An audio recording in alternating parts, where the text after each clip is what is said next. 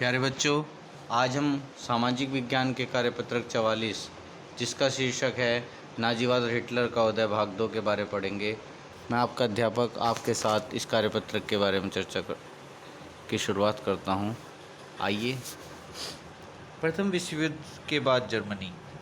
युद्ध का हर जाना वाइमर गणराज्य पर थोपने से जर्मनी के लोगों में पराजय का अपराध बोध था, क्योंकि आपने पिछली वर्कशीट में पढ़ा ही था कि जो युद्ध था मित्र और केंद्रीय राष्ट्रों के बीच में, उनमें केंद्रीय शक्तियों की हार हो गई थी। और जो केंद्रीय शक्ति थी उनकी हार होने के बाद जो वाइमर गणराज्य वहाँ पर बना हुआ था, उस पर वारसराय में संधि हुई जो कि नवंबर के महीने में हुई थी। अब इस संधि में जर्मनी के लोगों की क्योंकि हार हुई थी, तो सारा हर्जाना भी उन्हीं से पूरा किया गया और उन पर विभिन्न प्रकार के कर लगाए गए, उनसे बहुत सारे क्षेत्र छीन लिए गए। तो इस प्रथम विश्व युद्ध के बाद जर्मनी की क्या हालत थी कि एक तो युद्ध का हार जाना वाइमर गणराज्य पर थोपने से जर्मनी के लोगों में पराजय का अपराध बोध था। यानी कि वहाँ के लोग ये समझ रहे थे कि ये जो कुछ हुआ है ना, ये वाइमर गणराज्य के कारण हुआ है। और ये क्योंकि वाइमर जो गणराज्य था ये एक लोकतांत्रिक अवधारणा पर आधारित था और इसलिए वो लोकतांत्रिक अवधारणा से बचने लगे थे। और जर्मनी के लोगों में इस बात की ये बहुत बड़ी दिमाग में बात बैठ गई थी कि अगर हमारा देश वाइमर गणराज्य को ना चुनता तो शायद हम इस तरीके की स्थिति से न गुजर रहे होते। राष्ट्रीय अपमान के साथ हर्जाना चुकाने की वजह से आर्थिक स्तर पर भी वह अपंग हो चुका था। एक तो उनका लगातार अपमान होता जा रहा था और उन्हें हर्जाना देना पड़ता था। हर्जाना देने की वजह से क्या हुआ, उनके पास धन की कमी होने लगी, जिससे कि उनका आर्थिक स्तर पर नुकसान हुआ। एक तरीके से वे पंगु हो गए या अपंग कहा जा सकता है। वाइमर गणराज्य के हिमायतियों को नवंबर के अपराधी कहकर उनका खुलेआम मजाक उड़ाया जाने लगा। अब क्योंकि जो लोग वाइमर गणराज्य का सहयोग करते थे उनको क्या कहा जाता था, नवंबर के अपराधी कहा जाता था। नवंबर के अपराधी क्यों कहा जाता था, क्योंकि जब वो संधि हुई थी तो वो नवंबर के महीने में ही हुई थी। इस मनोदशा का 30 के दशक के शुरुआती राजनीतिक घटनाक्रम पर बहुत गहरा असर पड़ा। जो शुरुआत में जो राजनीतिक घटनाक्रम होने लगे तो लोगों के मन में ये बात आ गई थी कि भाई लोकतांत्रिक अगर हमारा देश उस टाइम पर नहीं होता तो शायद हम वाइमर गणराज्य को नहीं चुनते तो क्या होता, शायद आज हमारी यह दशा नहीं होती, क्योंकि वाइमर गणराज्य ने इस संधि को स्वीकार कर लिया था। जबकि उस पर किसका प्रेशर था, वाइमर गणराज्य पर मित्र राष्ट्रों का प्रेशर था। जबकि लोगों का यह था कि नहीं, वाइमर गणराज्य ने कैसे भी किया हो लेकिन उसका हर्जाना तो लोगों को ही भुगतना पड़ रहा था। अब समाज में सिपाहियों को आम आदमियों के मुकाबले ज़्यादा सम्मान दिया जाने लगा था।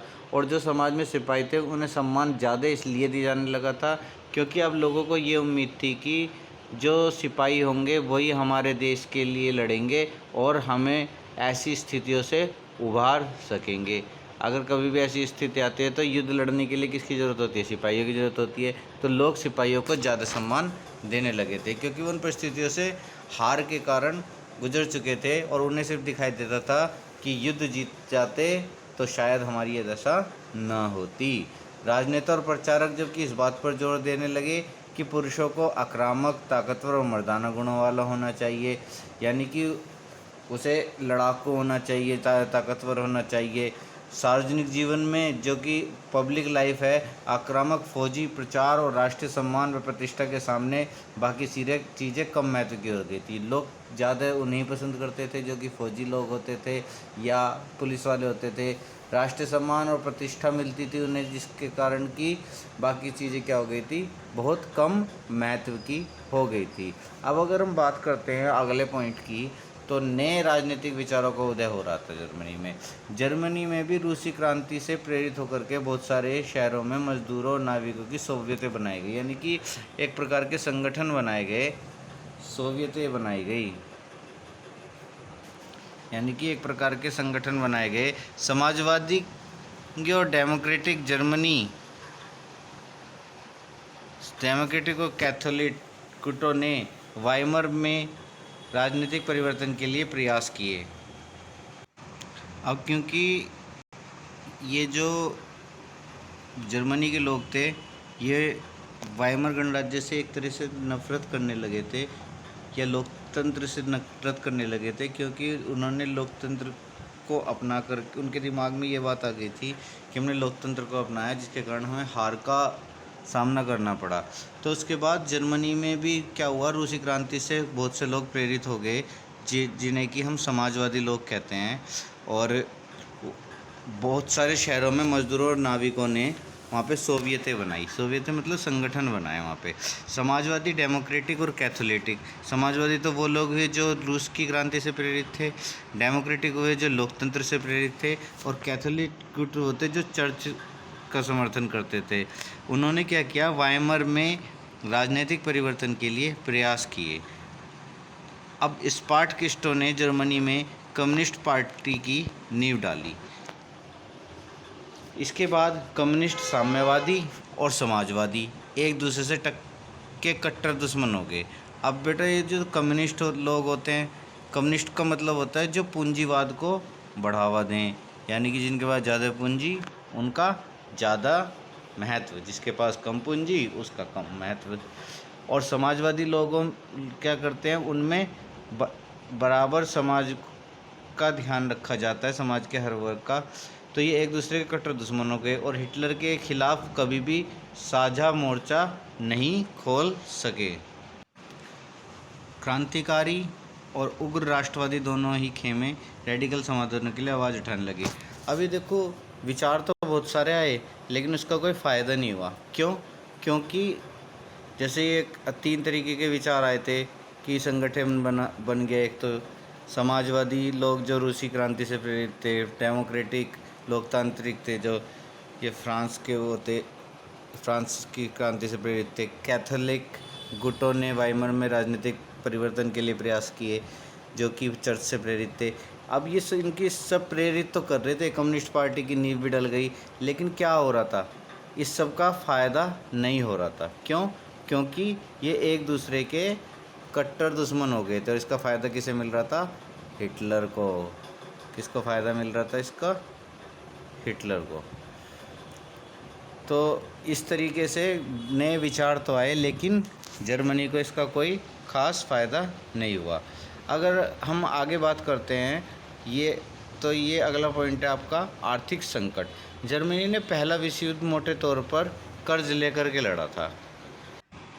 जर्मनी ने पहला विश्व युद्ध मोटे तौर पर कर्ज लेकर के लड़ा था और युद्ध के बाद तो उसे स्वर्ण मुद्रा में हर्जाना भी भरना पड़ा, यानी कि सोने की मुद्रा के रूप में। स्वर्ण मुद्रा से तात्पर्य सोने की मुद्रा में।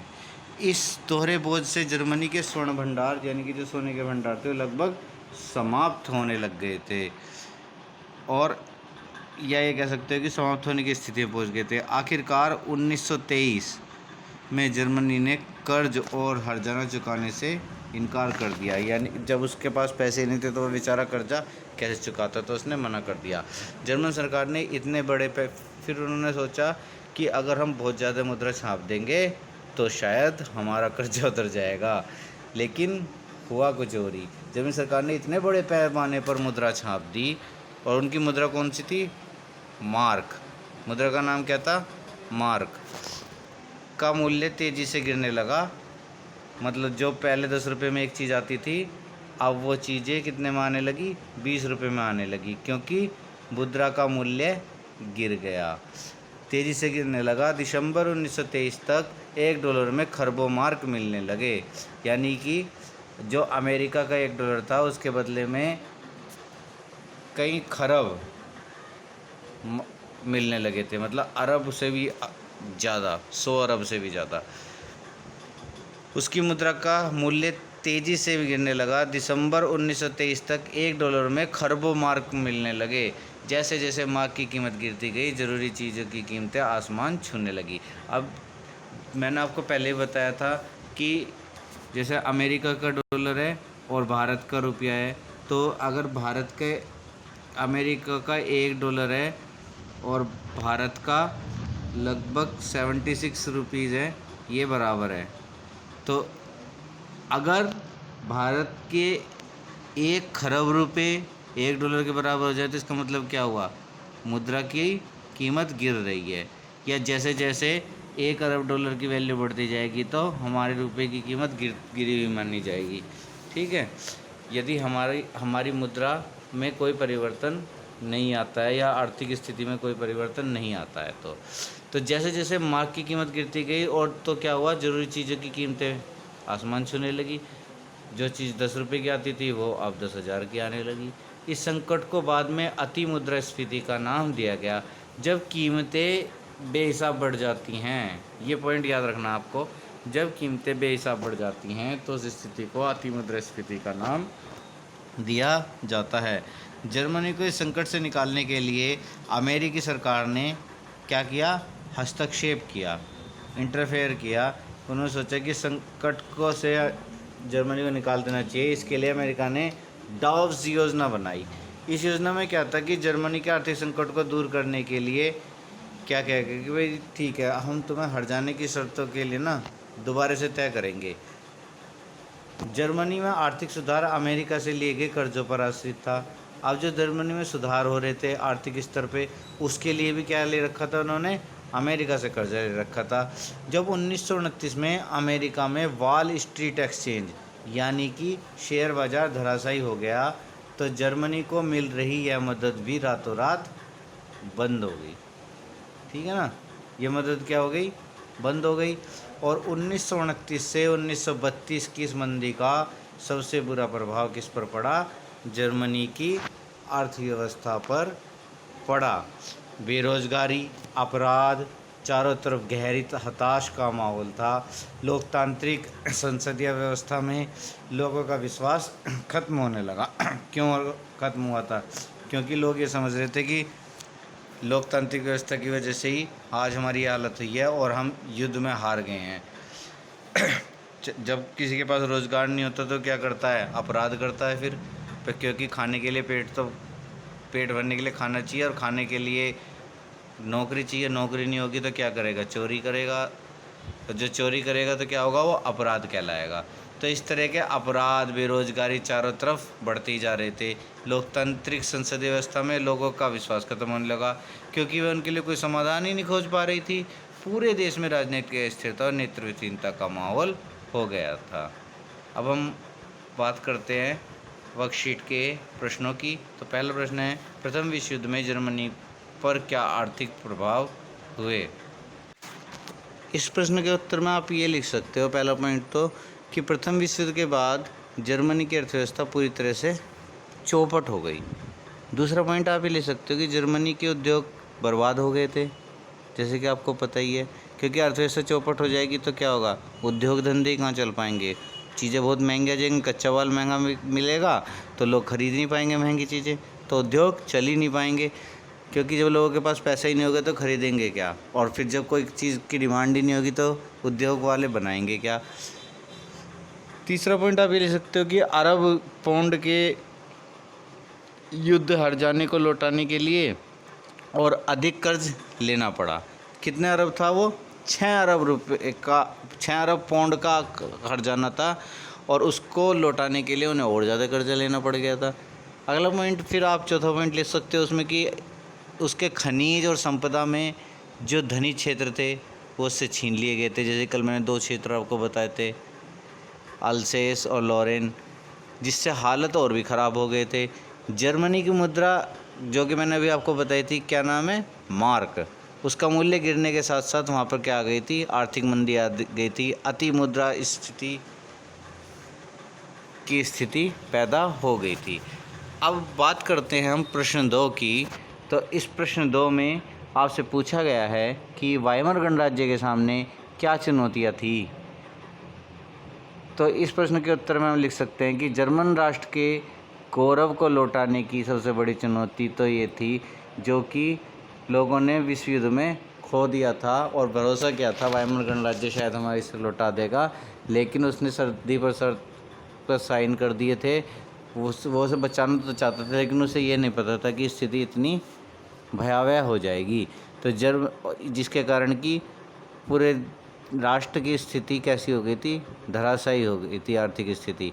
जर्मन राष्ट्र, तो पहला पॉइंट आप इसमें ले सकते हो कि जर्मन राष्ट्र के गौरव को लौटाने की चुनौती थी सबसे पहली चुनौती। तो दूसरा ये था वहाँ पे बेरोजगारी बहुत बढ़ रही थी, तो दूसरी हेडिंग आप डाल सकते हो बेरोजगारी की चुनौती थी। तीसरा, महंगाई की चुनौती बहुत ज़्यादा थी, क्योंकि महंगाई बहुत ज़्यादा बढ़ गई थी, मुद्रा का मूल्य कम हो गया था, जिसके कारण कि चीज़ें बहुत महंगी आने लगी थी। चौथा पॉइंट आप इसमें लिख सकते हो आर्थिक विकास की चुनौती थी, क्योंकि जब देश का कोई विकास ही नहीं हो रहा था तो क्या होगा, मुद्रा की वैल्यू बढ़ेगी कैसे? जब मुद्रा की कीमत नहीं बढ़ेगी तो क्या होगा, चीज़ें महंगी होती चली जाएंगी। तो ये सब समस्याएं वाइमर गणराज्य के सामने आई थी। अगला प्रश्न है, प्रथम विश्व युद्ध के बाद जर्मनी में आए नए राजनीतिक विचारों के क्या कारण थे? तो इसमें आप लिख सकते हो कि जो नए नए विचार, या कह सकते हो कि आप राजनीतिक विचार आए थे, उसके क्या कारण थे? जर्मनी के में सबसे पहला कारण था जर्मनी की प्रथम विश्व युद्ध में हार हो गई थी। तो लोग ये चाहते थे कि हम दोबारा से कभी ना हारें, और सैनिकों को बहुत ज़्यादा पसंद करने लगे थे। तो ये उनके विचारों परिवर्तन आ रहा था। उन्होंने ये भी सोचा कि ये जो वायसराय की संधि है बहुत अपमानजनक संधि है, लोगों को नवंबर का अपराधी कहा जाने लगा था, ठीक है ना।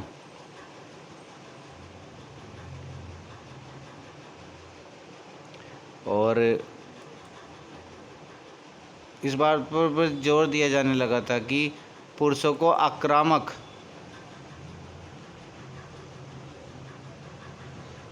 ये तो मैंने, पुरुषों को जो क्या होना चाहिए, आक्रामक होना चाहिए। तो इस प्रश्न में आपने पहला पॉइंट तो लिख दिया होगा कि जर्मन की पहले विश्व युद्ध में हार हो गई थी, तो उसके बाद उसके कारण राजनीतिक विचार है। दूसरा पॉइंट आप लिख सकते हैं वर्सराय की जो अपमानजनक संधि थी उसके कारण भी क्या है, ऐसे विचार लोगों के मन में आए। बेरोजगारी और कीमतों में बढ़ोतरी हो रही थी। और चौथा पॉइंट है वाइमर गणराज्य की अलोकप्रियता बढ़ती जा रही थी। अब प्रश्न नंबर 4 है, जिसमें पूछा गया है कि प्रथम विश्व युद्ध के बाद जर्मनी में किस तरह के सामाजिक विचारों को प्रमुखता दी जाने लगी। अब जब प्रथम विश्व युद्ध हुआ तो वो उस युद्ध में हार गए, और युद्ध में हारने के बाद लोगों की स्थिति क्या होती है कि कैसी न किसी तरीके से अपने पुराने वाले स्टेटस को तो कम से कम प्राप्त कर लिया जाए। तो पहला पॉइंट आप इसमें ले सकते हो, प्रथम विश्व युद्ध के बाद समाज में सिपाहियों को अधिक सम्मान दिया जाने लगा। और दूसरे पॉइंट पे ले सकते हो, इस बात पर भी जोर दिया जाने लगा कि पुरुषों को आक्रामक और ताकतवर होना चाहिए, क्योंकि अगर पुरुष आक्रामक और ताकतवर होंगे तभी तो सिपाही भर्ती होंगे, सिपाही भर्ती होंगे तो तभी तो देश के लिए लड़ पाएंगे, और देश के लिए लड़ेंगे तभी तो जीतेंगे। तीसरा पॉइंट है कि राष्ट्रीय गौरव तथा प्रतिष्ठा के आगे बाकी चीज़ें क्या हो गई थी, फीकी पड़ गई थी, क्योंकि लोगों ने लोकतांत्रिक विचारधारा को त्याग दिया था और वो सिर्फ अपने राष्ट्र के गौरव को पुनः प्राप्त करना चाहते थे। अब प्रश्न नंबर 5 है, यदि कोई सरकार प्रतिवर्ष अनियंत्रित रूप से लाखों रुपए छापती रहे तो इसके परिणाम क्या होंगे? अब मैंने आपको इसका परिणाम बताया था थोड़ी देर पहले। क्या होता है जब कोई भी देश अनियंत्रित तरीके से लाखों रुपए छापता है तो मुद्रा की कीमत क्या हो जाती है, घट जाती है। और जब मुद्रा की कीमत घट जाती है तो क्या होता है कि चीज़ें महंगी हो जाती हैं। तो आप इसमें लिख सकते हो कि अगर कोई सरकार ऐसा करेगी तो रुपए का मूल्य क्या होगा, गिर जाएगा तथा महंगाई बेतहाशा बढ़ जाएगी, जिससे अति मुद्रास्फीति की स्थिति पैदा हो जाएगी। ठीक है, तो ये आपके पांचों वर्कशीट, ये आपकी पूरी वर्कशीट के 5 प्रश्नों के उत्तर मैंने आपको बताए। आप इन्हें लिख लीजिएगा, बार बार सुनिएगा और लिखिएगा, ठीक है। क्योंकि लिख करके मैं दूंगा तो आप सब इसकी कॉपी करेंगे, लेकिन अगर आप बार बार सुनोगे तो आपको याद भी होगा। तो मैं आज आपकी ये वर्कशीट पूरी हुई। मैं आपका अध्यापक विकास शर्मा आपके उज्जवल भविष्य की कामना करता हूँ। सभी बच्चे अपनी वर्कशीट को अच्छी तरीके से समझें, पढ़ें और कार्य को समय पर पूरा करें। धन्यवाद।